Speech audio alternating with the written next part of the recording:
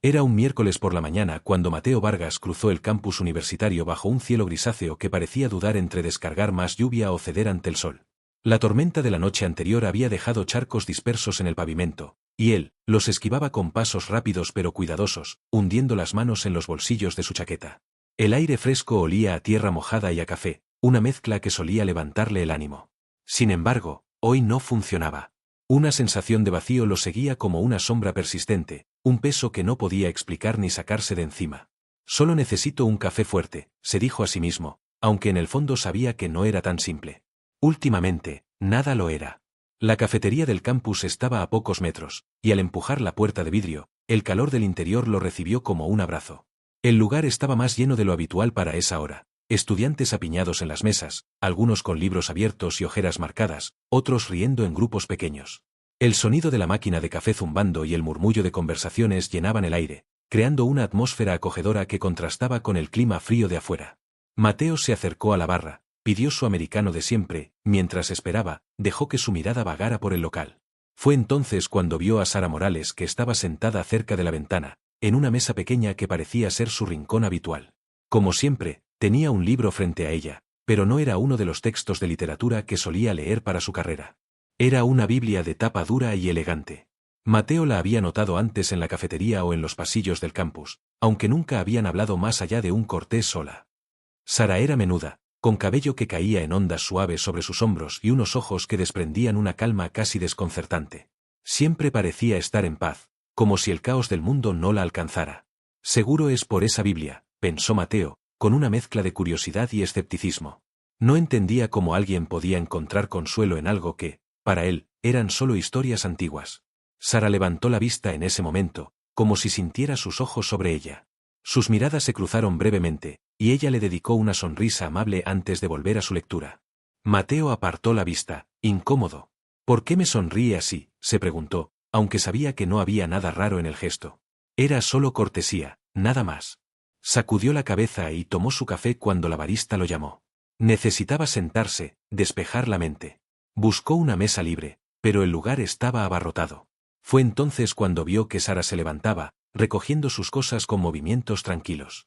Antes de irse, dejó algo sobre la mesa, un pequeño papel amarillo doblado. Luego salió de la cafetería sin mirar atrás. Mateo frunció el ceño. ¿Qué será eso?, pensó. No era la primera vez que la veía dejar notas por ahí.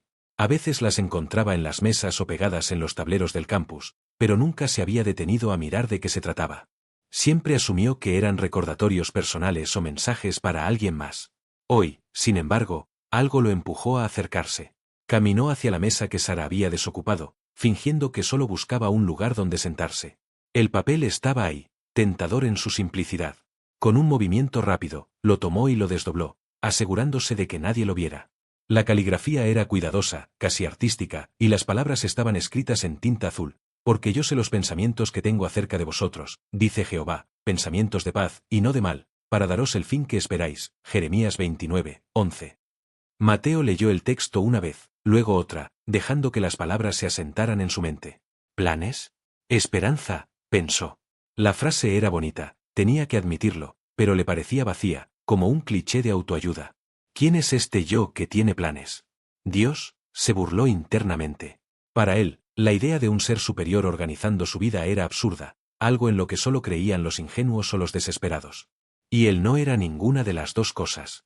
Era un estudiante de arquitectura, un tipo racional, alguien que confiaba en lo que podía ver y tocar. Sin embargo, algo en el tono del versículo lo inquietó. Era como si alguien le estuviera hablando directamente, ofreciéndole una promesa que no sabía que necesitaba. Se quedó mirando la nota, perdido en sus pensamientos, hasta que una voz lo sacó de su ensimismamiento. ¿Qué tienes ahí, Mateo? ¿Una carta de amor?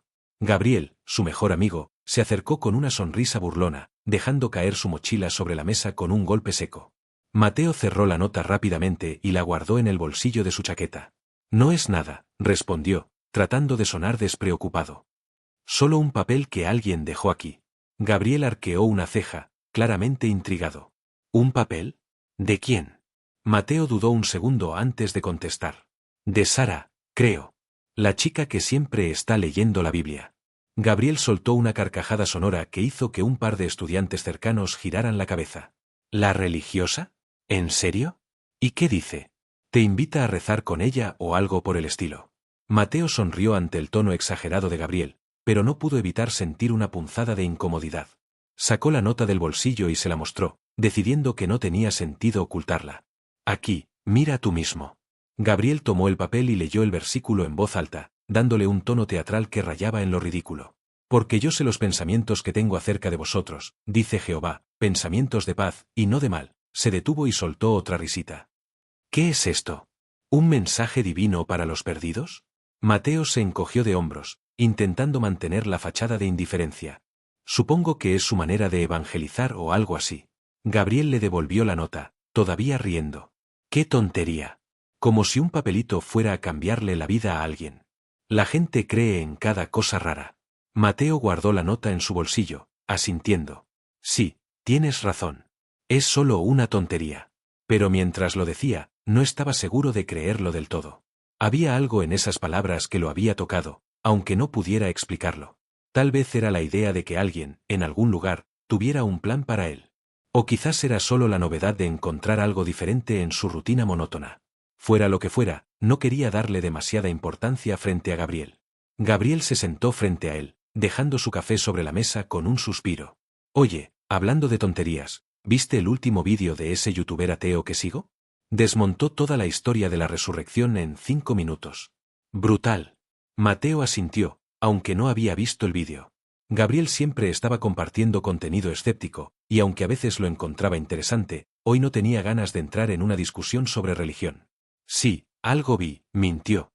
Pero ahora mismo estoy más preocupado por el proyecto de diseño.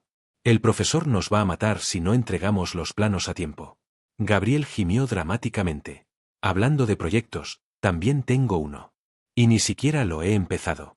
La conversación cambió de rumbo, derivando hacia temas más cotidianos, clases, profesores, planes para el fin de semana. Pero mientras hablaban, Mateo no podía dejar de pensar en la nota. La había guardado en su bolsillo, pero su mente volvía a ella una y otra vez. ¿Por qué me importa tanto?, se preguntaba.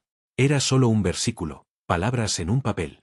Sin embargo, algo en su interior se había despertado, una chispa de curiosidad que no podía ignorar. Cuando salieron de la cafetería, el cielo se había despejado un poco, y algunos rayos de sol se filtraban entre las nubes. Mateo caminó junto a Gabriel hacia el edificio de ingeniería, pero su mente estaba en otra parte. Decidió que, tal vez, buscaría el versículo en internet más tarde, solo para entender de qué se trataba. No creía en la Biblia, pero no perdía nada con informarse un poco. Mientras tanto, en otro rincón del campus, Sara caminaba hacia su próxima clase, ajena a todo lo que había sucedido en la cafetería. Antes de dejar la nota, había orado en silencio por la persona que la encontrara, pidiendo que Dios tocara su corazón de alguna manera. No sabía quién la había tomado, pero confiaba en que esas palabras tendrían un propósito. Mateo, por su parte, guardó la nota en su mochila, junto a sus libros de arquitectura. No lo sabía aún, pero ese pequeño papel amarillo sería el comienzo de un viaje que cambiaría su vida para siempre.